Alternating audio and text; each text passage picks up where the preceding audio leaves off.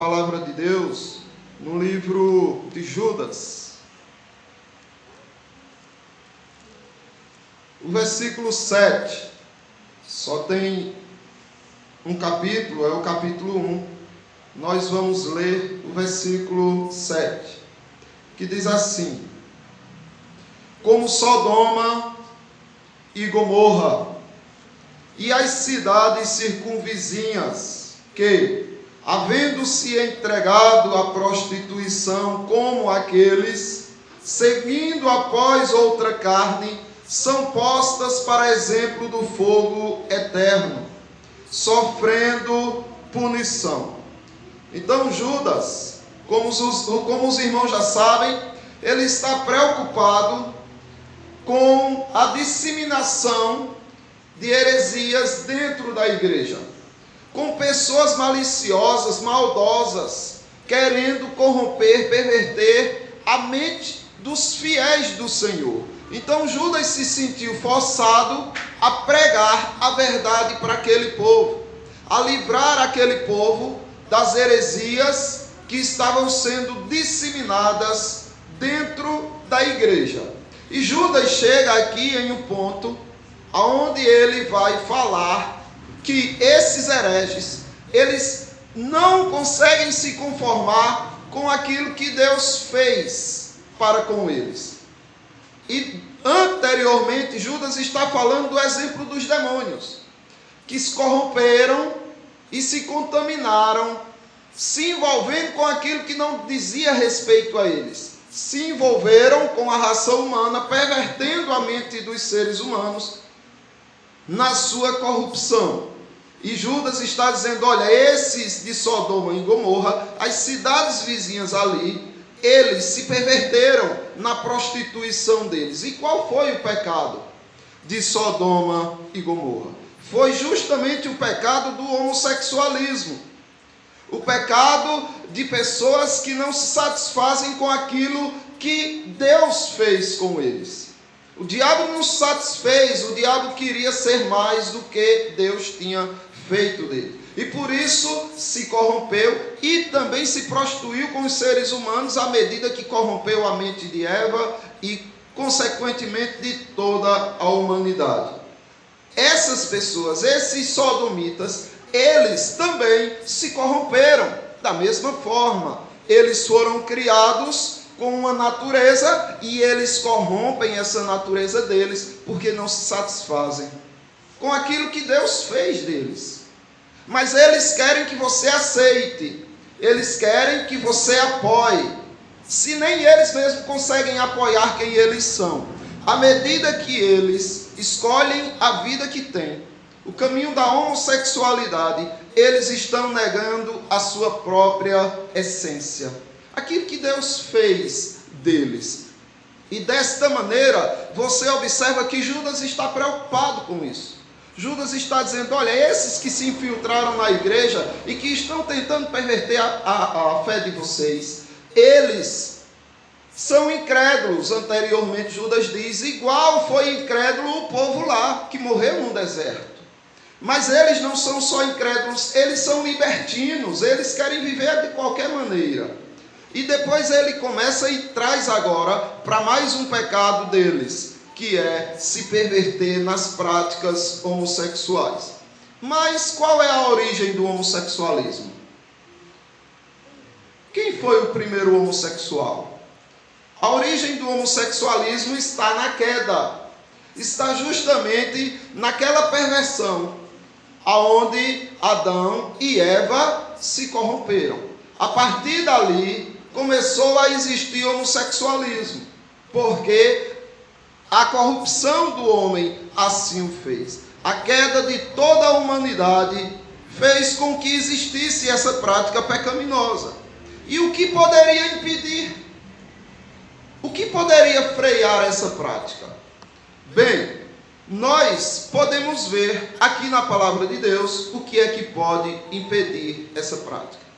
É o amor à verdade. À medida que um indivíduo amar a verdade, por mais que ele tenha inclinações para esta prática homossexual, ele a confronta, ele resiste e ele supera por amor à verdade. O contrário também é verdadeiro. À medida que ele não ama a verdade de Deus, à medida que ele não ama as Escrituras, ele se entregará mais naturalmente às práticas homossexuais. O apóstolo Paulo aos Romanos, no capítulo 1, do 25 por diante, ele diz isso. Ele diz, olha, pois eles mudaram a verdade de Deus em mentiras. Então eles não gostam da verdade e para justificarem, eles fazem com que essa verdade aparente ser mentira, adorando e servindo a criatura em lugar do Criador, o qual é bendito eternamente. Amém. Por causa disso, os entregou Deus às paixões infames, porque até as mulheres mudaram o modo natural de suas relações íntimas por outro, ou seja, o lesbianismo, contrário à natureza. Semelhantemente, os homens também, deixando o contato natural da mulher, se inflamaram mutuamente em sua sensualidade, cometendo torpezas, homens com homens, e recebendo em si mesmos a merecida punição do seu erro. E, por haverem desprezado o conhecimento de Deus, o próprio Deus os entregou a uma disposição mental reprovável para praticarem coisas inconvenientes. Então é isso. É simples assim. Se ama a verdade, abomina a prática homossexual. Se despreza a verdade, será entregue às práticas pervertidas. Mas, como deve ser o seu lidar com essas pessoas? Você deve amá-las. Você deve acolhê-las. Você deve dizer a verdade para elas. Ah, mas se ela não quer ouvir a verdade, então você não tem nada mais com essa pessoa. Você não pode ser agressivo, orgulhoso, arrogante, perseguir pessoas. Não, você não foi chamado para isso. Quem tem autoridade sobre essas pessoas para fazer como bem quer é o nosso Deus. E Ele fez. Porque o que Judas está fazendo é relatando o que aconteceu lá, nos dias de Abraão. Levantou Ló os olhos e viu toda a campina do Jordão, que era toda bem regada, antes de haver o Senhor destruído Sodoma e Gomorra, como o jardim do Senhor, como a terra do Egito, como quem vai para Zoar. Então, o que Ló tinha visto ali era uma cidade muito próspera, muito bonita, muito farta, e ele disse, eu quero ir para aquela cidade. Só que você observa que esta cidade ainda seria destruída. E é Deus. Só Ele tem autoridade. Você não pode nem odiar essas pessoas. Você não pode nem desprezar essas pessoas. Você tem que amá-las, você tem que acolhê-las, mas não aceitar os seus erros. Se você aceita os seus erros, você é cúmplice com essa prática. Será julgado como se fosse um homossexual. Então, o teu amor, ele deve ser tão genuíno que você tem que ter autoridade de dizer a verdade para eles. Que eles estão correndo perigo, que aquilo dali vai ser a destruição deles. Nós vimos como é que você pode fugir de práticas como essa. Como é que você pode evitar, na verdade, práticas como essa? É fugindo do convívio com essas pessoas. Não que você vai se afastar delas e não ter contato com elas. É na questão do conviver com a prática. Se, quando você está com essas pessoas, elas é quem tomam a situação e mostram o que gostam e praticam, e você tem que ficar acuadozinho, não faça isso. Se afaste. Se ele não aceita a verdade, se afaste. Mas se ele consegue conviver bem com você, se portando decentemente, moralmente, você pode sim conviver. Porque aí você vai ter até como ajudar essa pessoa a entender melhor o que anda acontecendo com elas. Mas, se não, se afaste. Feche as portas para qualquer contato de alguém que quer que você engula aquilo que ela é, sem que você possa, ao menos, orientá-la de alguma maneira. E o que mais você pode fazer para que você não caia nesse mesmo erro que esses irmãos estavam caindo, desses líderes que estavam corrompendo o povo? Bem, é escolher com quem andar. Você se afasta de um certo grupo de pessoas que querem realmente que você conviva com aquelas práticas, você se afasta deles e agora você se aproxima de outros. Se aproxima de quem? Daqueles que amam a verdade. Aqueles que amam Jesus Cristo como você ama. Se aproxime deles, faça deles os seus melhores amigos. Ainda que eles sejam chatos, alguma coisa, não tem problema. Se eles amam Jesus Cristo, são os melhores amigos que alguém poderia ter. Amados irmãos, se aproximar de escarnecedores e de pessoas que vivem falando e propagando arrogâncias e mentiras por aí, se comportando mal, fará com que você também viva igual a eles. Foi o aproximar-se de pessoas escarnecedoras que fez Pedro negar Jesus Cristo 3 vezes. Então observe, Pedro entrou em certo ambiente, ele se sentiu tão influenciado por aquele ambiente, que ele se tornou um daqueles. Em Lucas capítulo 22, do 54, diz: então, prendendo-o, o levaram e introduziram na casa do sumo sacerdote. Então Jesus Cristo foi preso e levado para a casa do sumo sacerdote. Pedro seguia de longe. Pedro começou a seguir Jesus Cristo à distância. E, quando acenderam um fogo no meio do pátio e juntos se assentaram, Pedro tomou lugar entre eles, entre os escarnecedores, entre aquelas pessoas que estavam ali para rir do sofrimento do Senhor Jesus Cristo. E Pedro se assentou com eles. Qual foi o resultado? Negou o Senhor Jesus Cristo 3 vezes. E chorou amargamente, arrependido. Ele precisava ser restaurado. É um trauma muito forte. E Cristo o restaurou. Mas como foi que Jesus o restaurou? Observe, foi fazendo com que Pedro se aproximasse daqueles que realmente têm compromisso com a verdade. Nem João, no Evangelho, capítulo 21, versículo 7, diz: aquele discípulo a quem Jesus amava disse a Pedro: é o Senhor. Simão Pedro, ouvindo que era o Senhor, cingiu-se de sua veste, porque havia se despido, e lançou-se no mar, para correr ao encontro de Jesus. É assim. Não, a distância não. Eu quero estar próximo do meu mestre. E correu para perto de Jesus Cristo. E o resultado disso foi o que, meus irmãos?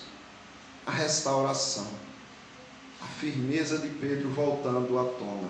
Em João capítulo 21, do 15, diz: depois de terem comido, perguntou Jesus a Simão Pedro: Simão, filho de João, amas-me mais do que estes outros?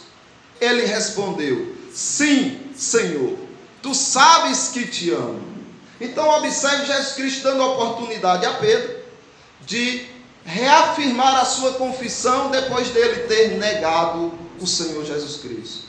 Tornou a perguntar-lhe pela segunda vez: Simão, filho de João, tu me amas? Ele respondeu: sim, Senhor, tu sabes que te amo. Disse-lhe Jesus: pastoreia as minhas ovelhas.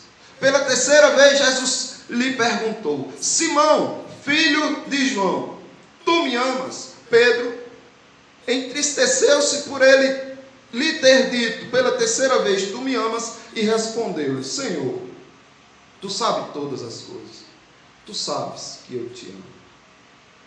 Jesus lhe disse: apacenta as minhas ovelhas. Restaurou Pedro, mas restaurou Pedro deixando bem claro: se você ama a verdade, Pedro, você estará com a verdade, com aqueles que têm a verdade. Esteja com minhas ovelhas, estejam com meus cordeirinhos, esteja com o meu povo, apacente-os, faça algo por eles, viva com eles, viva por eles, viva para eles, faça algo pelo meu povo. E aí Pedro fez, e Pedro foi restaurado. Os melhores amigos que você pode ter são aqueles que amam a verdade, são aqueles que te aproximam de Jesus. Qualquer pessoa que te distancie do Senhor, qualquer pessoa que faça com que você diminua em zelo, cuidado e amor pela verdade, precisa ser afastado de sua vida. Veja só, tinha um paralítico que pela graça de Deus tinha amigos de verdade e foi levado por esses amigos até Cristo. E não aceitaram nenhuma oposição, não aceitaram nenhum obstáculo que os impedisse de chegar ao objetivo deles, de levar esse amigo até Cristo. Em Lucas, capítulo 5, do 18, diz: vieram então uns homens trazendo em um leito um paralítico, e procuravam introduzi-lo e pô-lo diante de Jesus. Isso "e procurava" é porque eles não estavam conseguindo, mas eles procuravam, e não achando por onde introduzi-lo por causa da multidão, subindo no eirado, e desceram o leito por entre os ladrilhos para o meio, diante de Jesus. Vendo-lhes a fé, Jesus disse ao paralítico: homem, estão perdoados os teus pecados. Você tem amigos assim?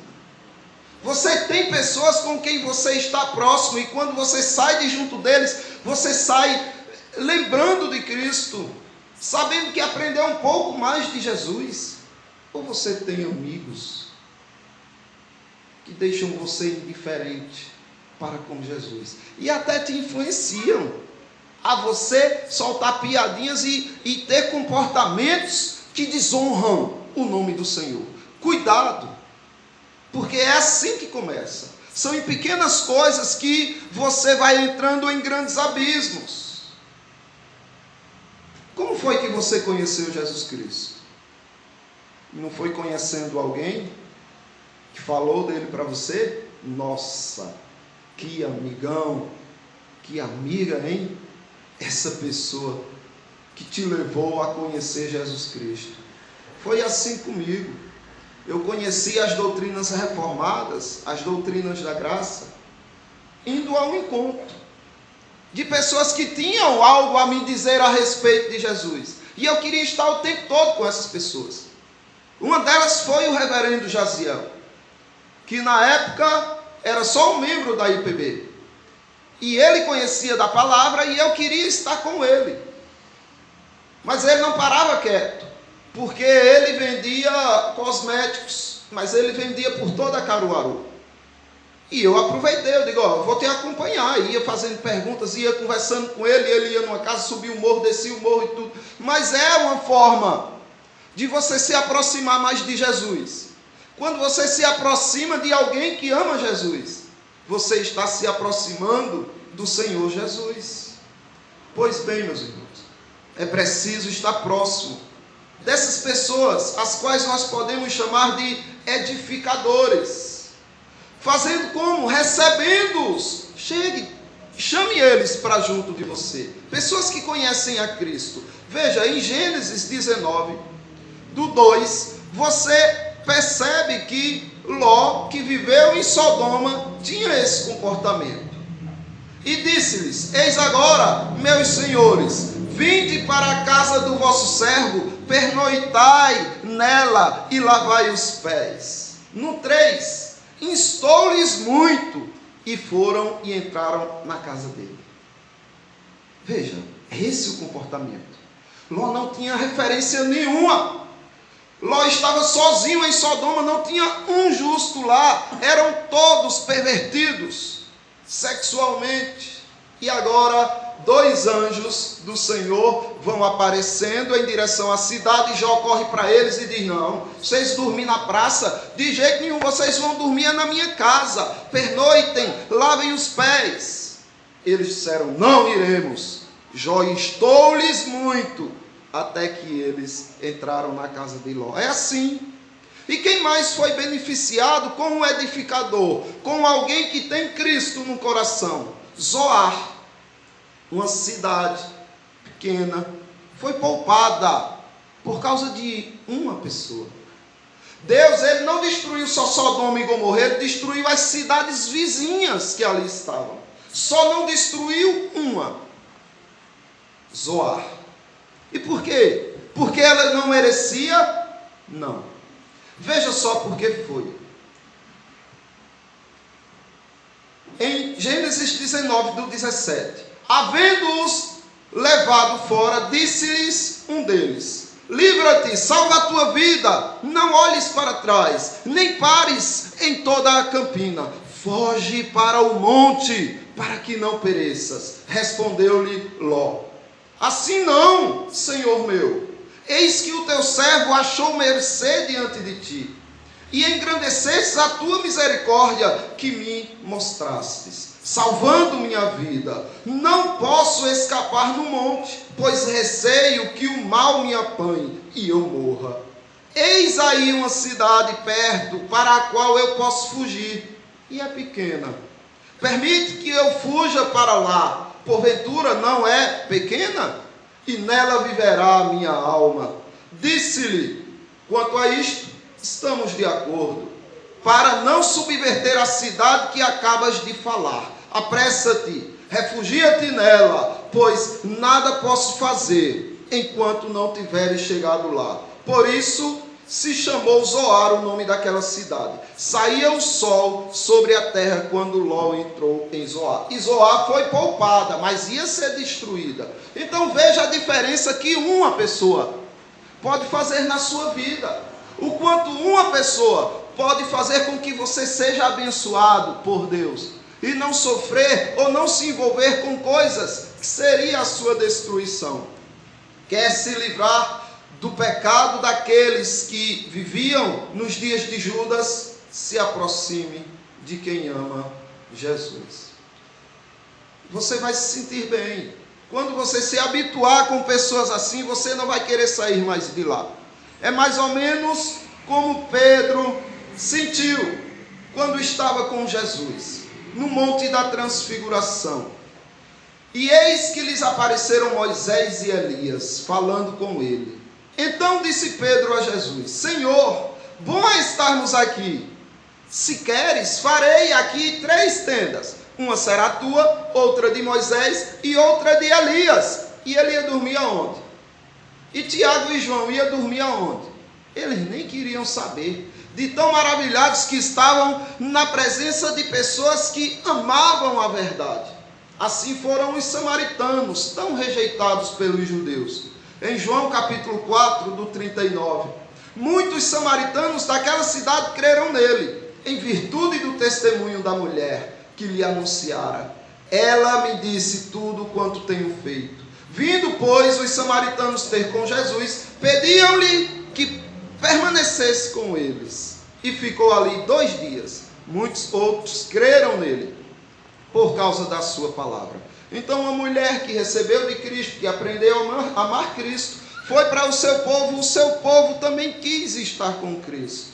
É assim, meus irmãos. E o Senhor Jesus Cristo disse para o seu povo isso: venham a mim, estejam comigo, eu estou esperando vocês. E como vocês têm reagido? Qual o comportamento de vocês? O maior edificador de todo está disposto a morar com vocês. Eis que estou à porta e bato. Se alguém ouvir a minha voz e abrir a porta, eu entrarei em sua casa e cearei com ele e ele comigo. É assim que você vencerá a perversidade do seu coração. É assim que você resistirá às tentações do seu coração, para onde quer que ele esteja te inclinando. E é assim que você vencerá o homossexualismo, amando a palavra de Deus, amando estar com aqueles que amam ao Senhor. Como diz o Salmo 106, lembra-te de mim, Senhor, segundo a tua bondade para com o teu povo. Visita-me com a tua salvação, para que eu veja a prosperidade dos teus escolhidos e me alegre com a alegria do teu povo e me regozije com a tua herança. Que Deus abençoe aos irmãos e fortaleça-os para enfrentar o que estamos vivenciando, porque os dias são maus e ficarão piores, mas amando a palavra de Deus, você vencerá.